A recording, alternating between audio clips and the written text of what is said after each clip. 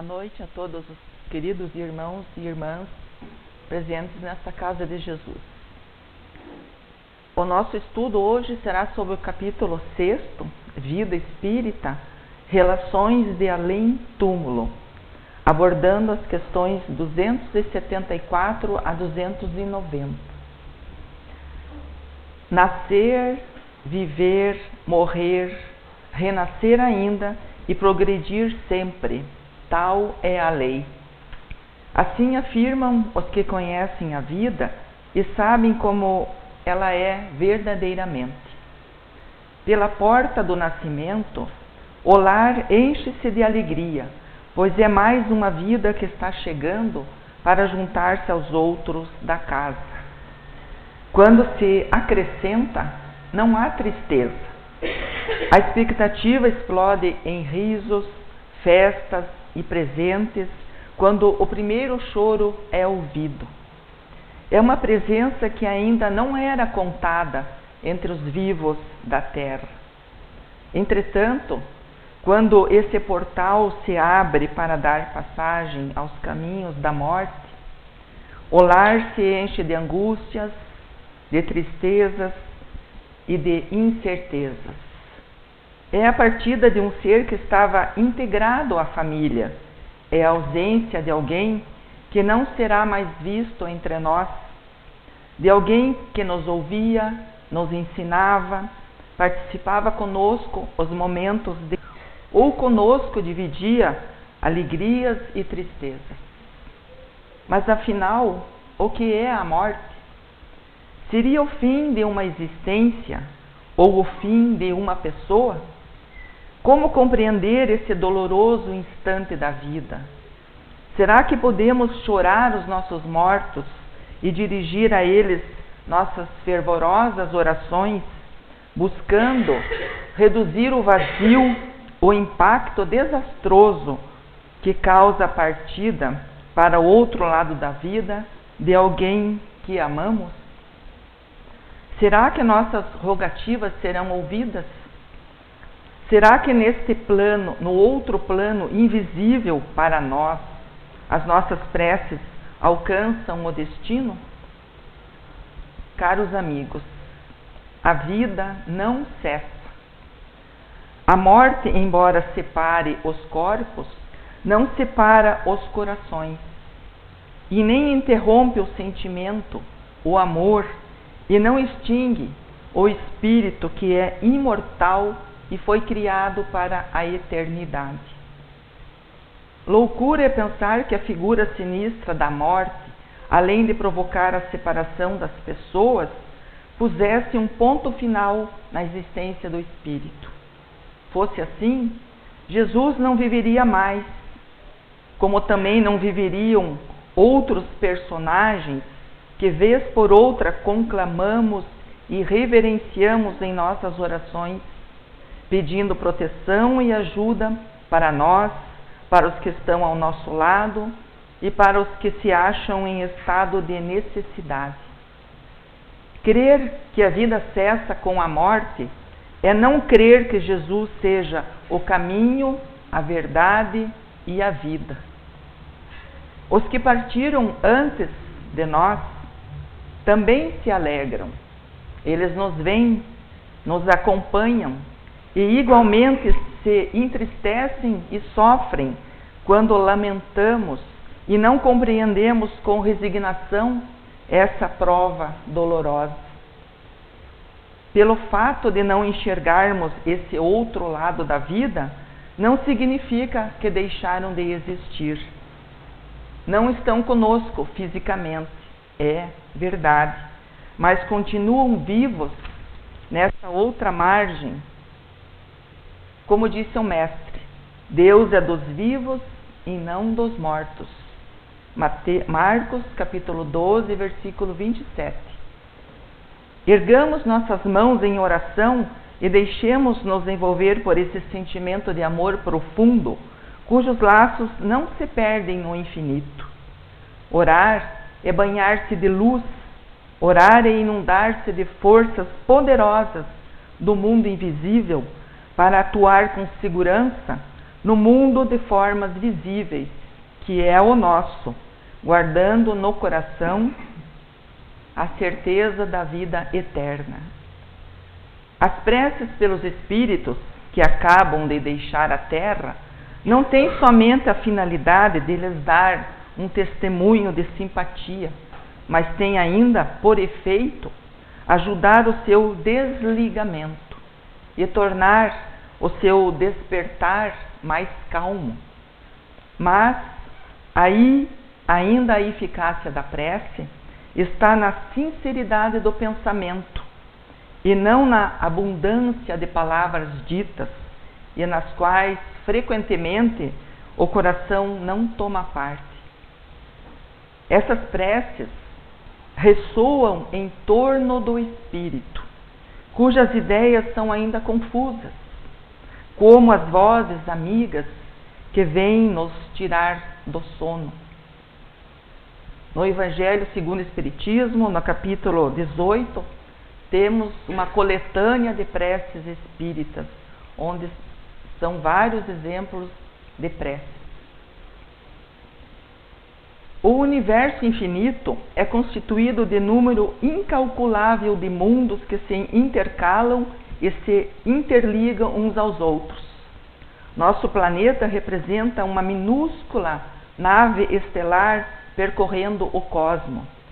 Estamos numa viagem interminável, navegando pelo espaço sideral, ajustados e guiados pelas leis soberanas da divina providência.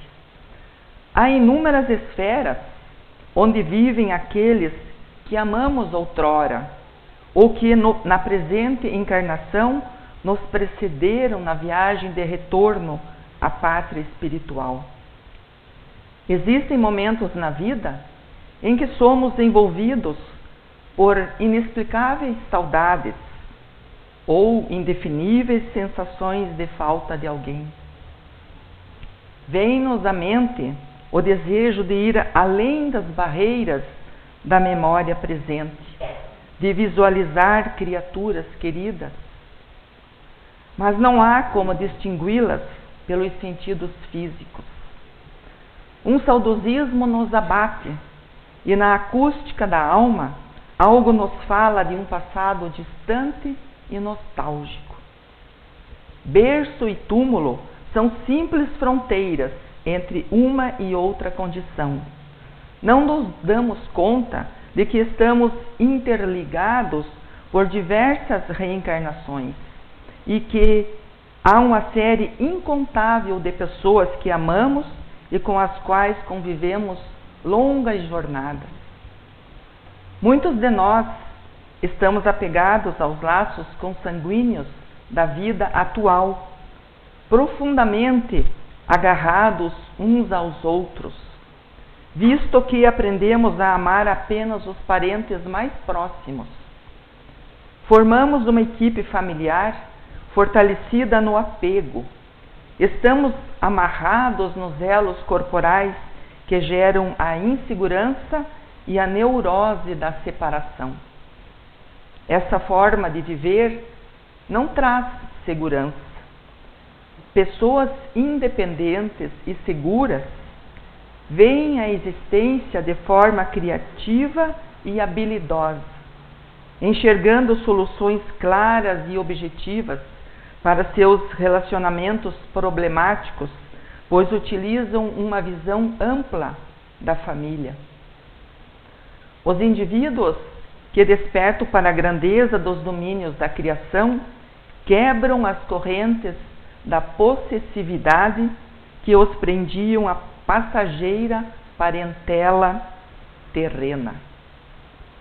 Contemplam a nave terrena sobre o impacto do progresso espiritual e observam a transformação que altera os rumos dos companheiros de jornada por meio da lei de reencarnação. Temos muito a aprender com os outros. Precisamos respeitar a realidade de todos e lembrar que grande parte do mundo está fora do nosso campo de visão.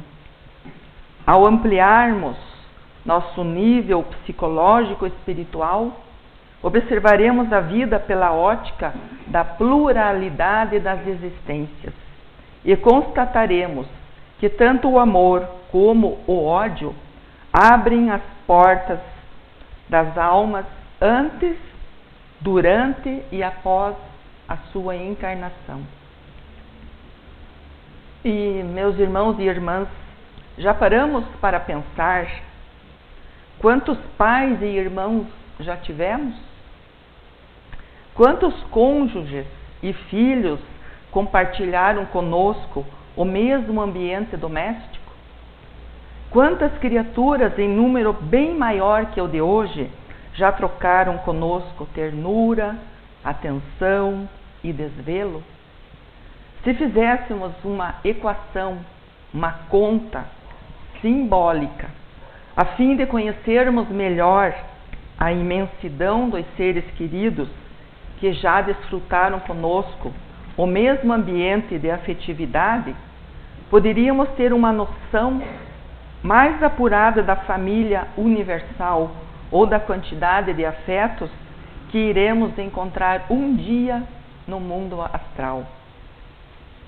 Supondo que já percorremos em nossa jornada evolutiva em torno de 200 encarnações e que em cada uma delas tivemos 3 filhos e nos casamos uma só vez, assim ficaria nosso cálculo figurado: cerca de 200 maridos, 200 esposas e 600 filhos nos esperando no além-túmulo.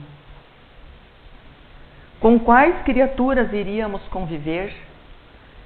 Coisas ignoradas ou não pensadas criam mais insegurança do que as conhecidas ou já analisadas. Allan Kardec, o codificador dos ensinos espíritas, oferece em O Livro dos Espíritos a resposta dada pelas almas superiores sobre esta questão, a de número 285. Como os homens que se conheceram sobre a terra se reconhecem no mundo dos espíritos? É simples. Nós vemos a nossa vida passada e as lemos como num livro, vendo o passado de nossos amigos e de nossos inimigos, vemos sua passagem da vida para a morte. De acordo com o pensamento da espiritualidade maior, os espíritos se conhecem por terem coabitado, por terem vivido na terra. O filho reconhece o pai, o amigo, o seu amigo, e assim de geração a geração.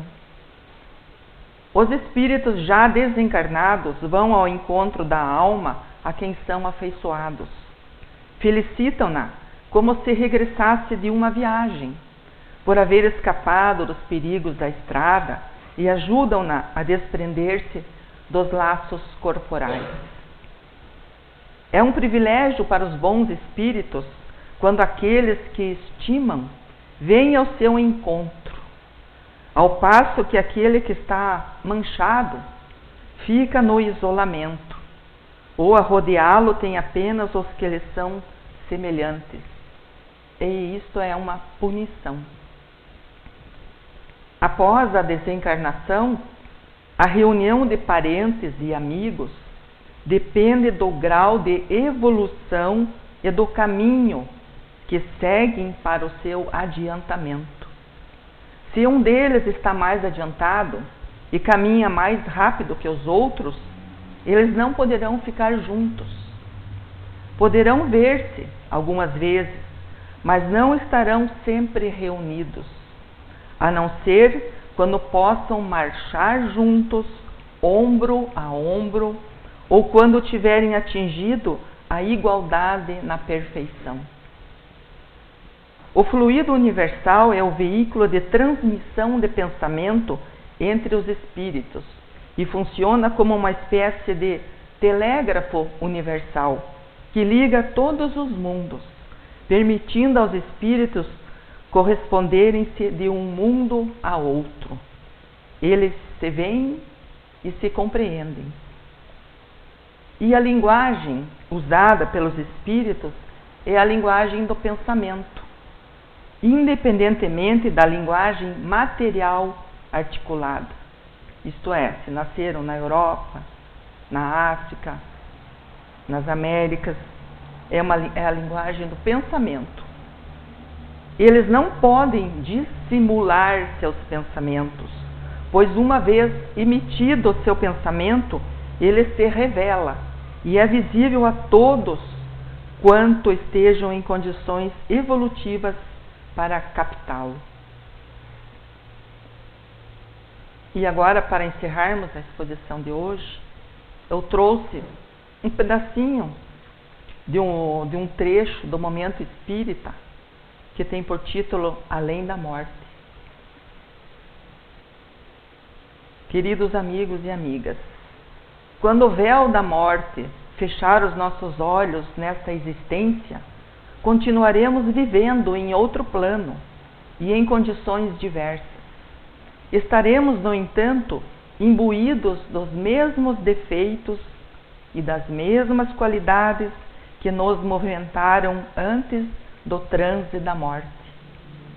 A adaptação a essa nova realidade dependerá da forma como nós estivermos preparados para ela. Semeamos a partir de hoje a colheita de venturas ou de desventuras do amanhã.